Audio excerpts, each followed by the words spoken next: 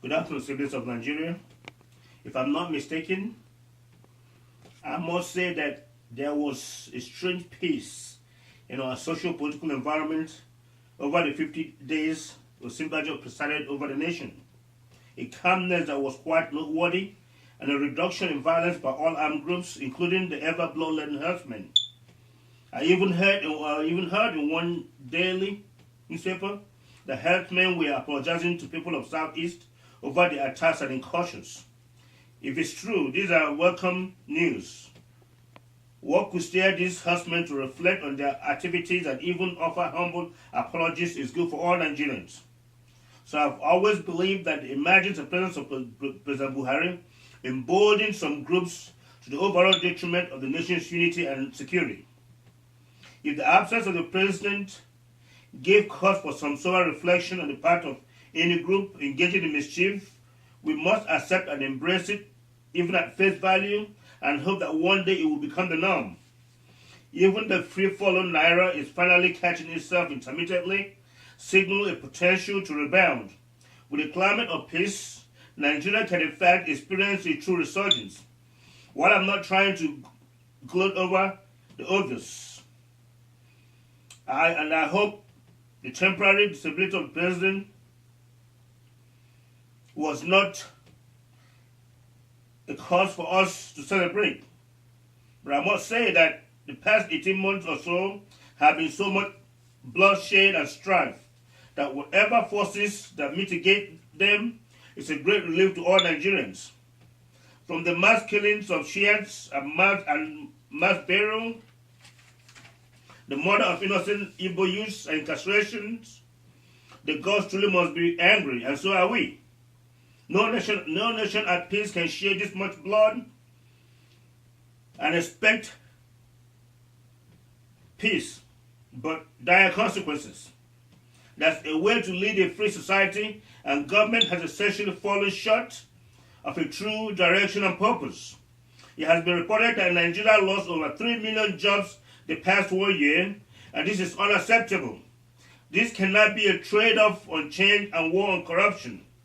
The past 18 months, beside the senseless killing of Igbo youths, we have seen a spike in the reckless killing and abuse of many Nigerians in the hands of the security agents, and unwillingness on the part of President Buhari to acknowledge this dangerous trend, nor bring it to an end.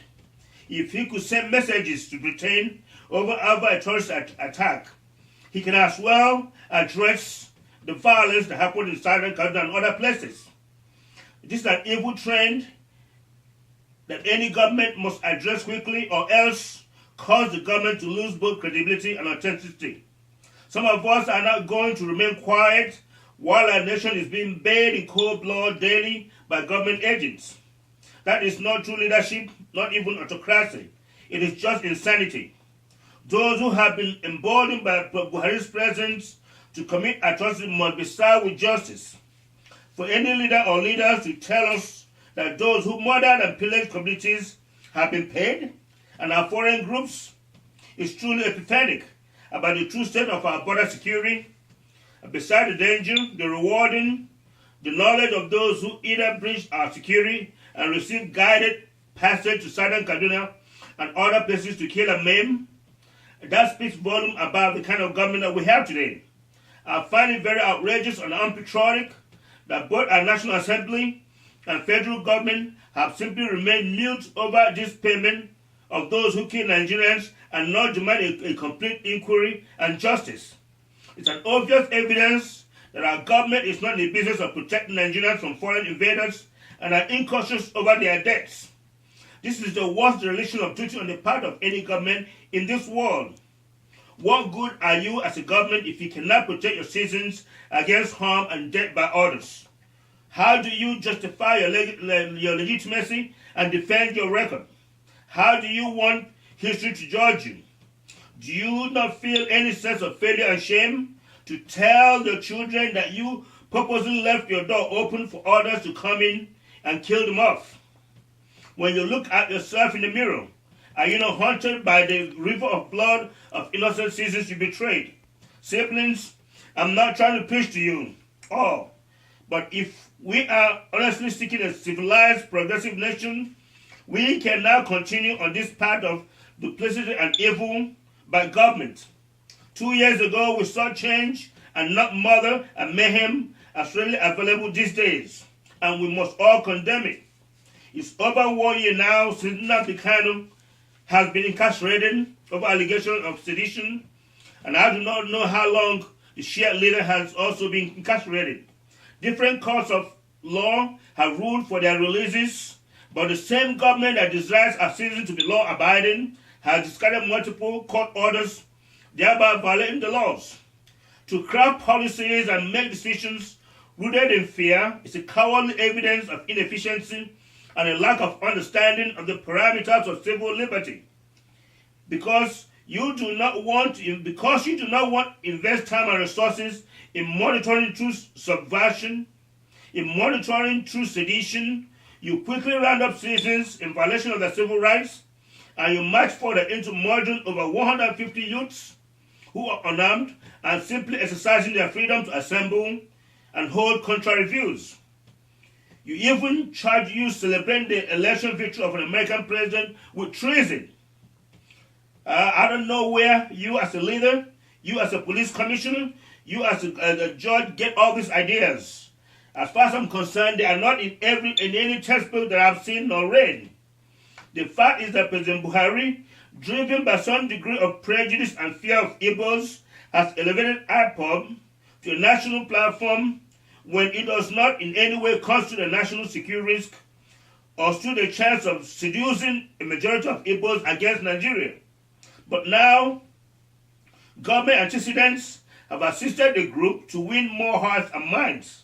If Nigeria is serious about subversion, it would have brought to justice those who have been financing Boko Haram by now.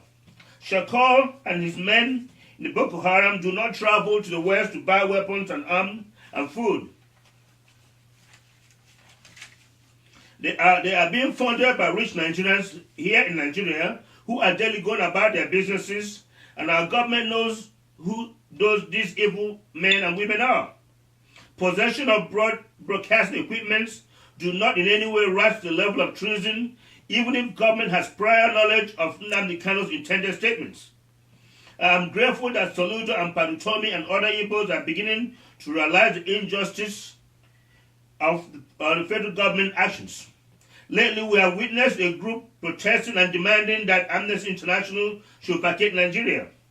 Given their statements, it is easy to conclude that they are being sponsored by the Nigerian army. The Nigerian army wants Amnesty to leave so as to have a clear thoroughfare to kill and maim as it chooses, because it can now conform to civilized rules of engagement. Amnesty International has sometimes even criticized the American government and has not been ever confronted. To pay agents and talks to threaten it reflects very negatively on our federal government, and the president should demand that the army cease this propaganda protest. The army chief of staff should be more concerned that this institution can cause him to be shipped to Hague to face crimes against humanity. I must say President Buhari should wake up and lead Nigeria on every issue rather than just corruption or risk losing the support of the masses. Corruption is just one of many problems the nation is facing, and violence, insecurity are fast becoming epidemic. Hunger and poverty are encouraging the climate of vices, robbery, and mischief all around the nation. The need to take much broader approach to governance is now. It is his duty to rein in on the husband. It is duty to ensure no ethnic group is left to feel persecuted. It is duty to address the loss of industries and opportunities. The economy is not going to miraculously grow itself. It must be boosted and boosted strategically. Roads are not going to rebuild themselves.